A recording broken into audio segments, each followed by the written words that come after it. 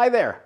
In this video, we'll be covering how hard is it to get a book published. There are lots of challenges and options to publishing your book. And my hope is that the tips in this video will help you keep going with your project and push through some of the tough points that you're facing. By the end of this video, you will learn the easier way to book publishing, the harder way, and which path is right for you. And stay tuned until the end of the video for a free resource I really think you're going to enjoy.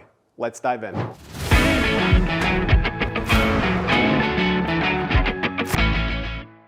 When you're thinking about publishing your book and the path that you want to follow, it's kind of like a choose-your-adventure journey. You could have the difficult, challenging obstacles. It really depends. Some of the options that you choose could make that path a lot more treacherous and challenging, and some of the other options that you choose could make it easy. It's not that hard, actually, to publish a book. If you just want to publish a book and throw it online, publish it on Amazon, and just have it sit there, you could do that today. I'm not saying it would be a good book, so that's not what this is about exactly, but there are options. There's a range of options in terms of book publishing, and it's good to arm yourself and inform yourself with everything that you need to be able to make the best informed decision. Self-publishing is the easier path, and the title actually says it all, self-publishing. You are the person guiding that process. If you have a full draft, a full manuscript, it will be up to you to seek out professionals or non-professionals to help you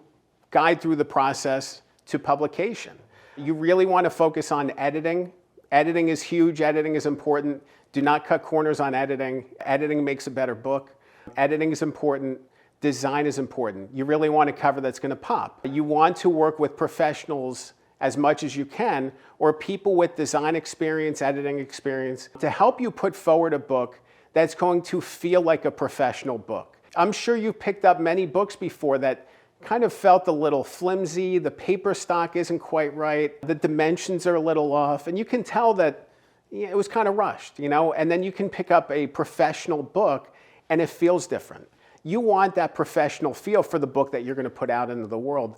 But self-publishing is a process in which you are paying out of pocket for all of the steps to publication or doing it yourself, and you are guiding the path forward. And it's an inspiring process. It's a great process. As a ghostwriter, a lot of the projects that I've worked on have been self-published. I know there's some stigma sometimes around self-publishing, but the barriers to traditional publishing, which we're going to cover next, are so high, and there's so much gatekeeping in the traditional book publishing world that more and more people are turning to self-publishing and actually making more money off of it than they would traditionally publishing.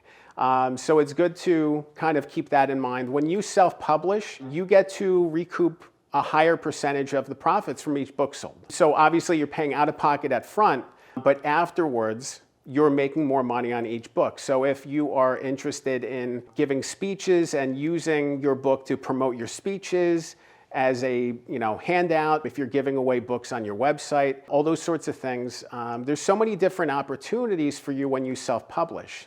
You get to control how the book is sold, how the book is handed out. You get to guide the entire process and use the book exactly as you wish. So self-publishing has a lot of advantages for CEOs and thought leaders who want to get their book out to the world and guide and oversee the entire process. The other path for publishing I think is important to focus on is the harder one, the more challenging one, traditional publishing.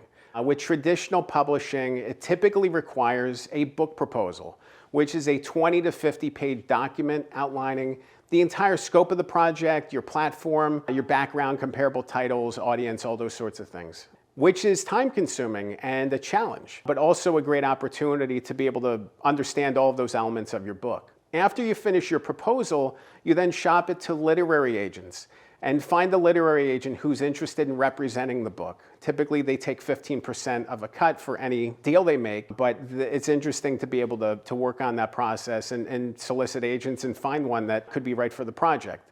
The agents then take your proposal and shop it to publishers. If they find the publisher that is interested in representing the work, they work out a contract, and then you're on your way to being traditionally published, which can be super exciting. But there's so many things that are out of your control with traditional publishing. Traditional publishing definitely has some upside.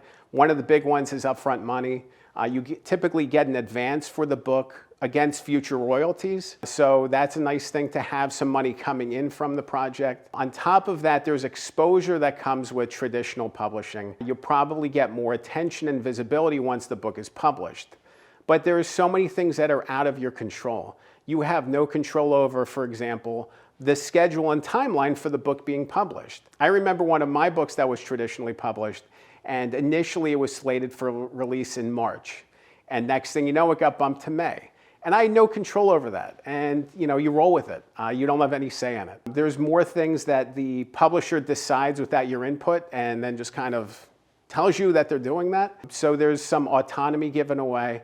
And then after the book is published, it can be difficult to make more money off of the project. I've had projects that were traditionally published and I still haven't satisfied the advance. So I got an advance up front to work on the book, to hand it in, and then after it was published, we haven't sold enough copies of the book for me to make a single dime off of the book after it was released.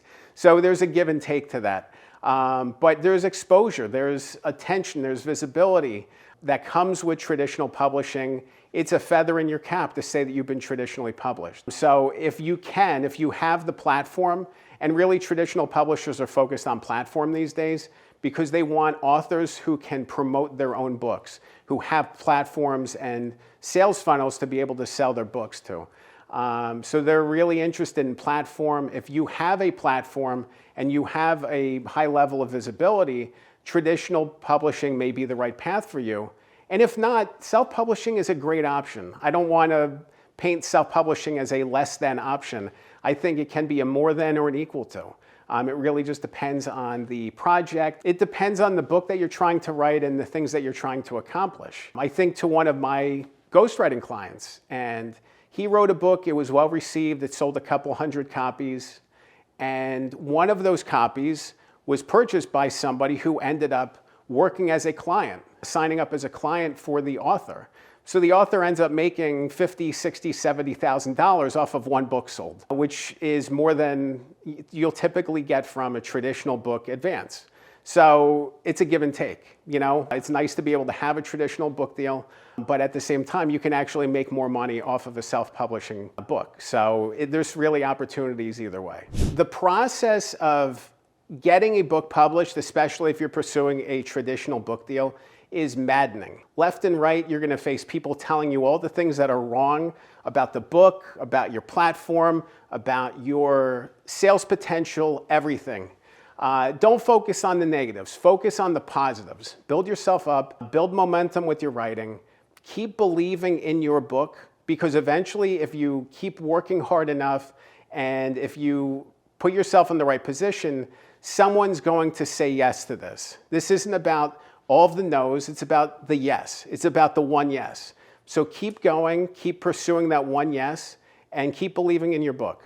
If you want to learn more about how hard it is to get a book published, you definitely want to watch the next video. I'll link to it on the screen. It's called How to Write a Book and Get It Published. That video covers how to pick the right book topic, how to build momentum with your writing, and how to build a strong foundation with your book. Remember, a good book can change your life.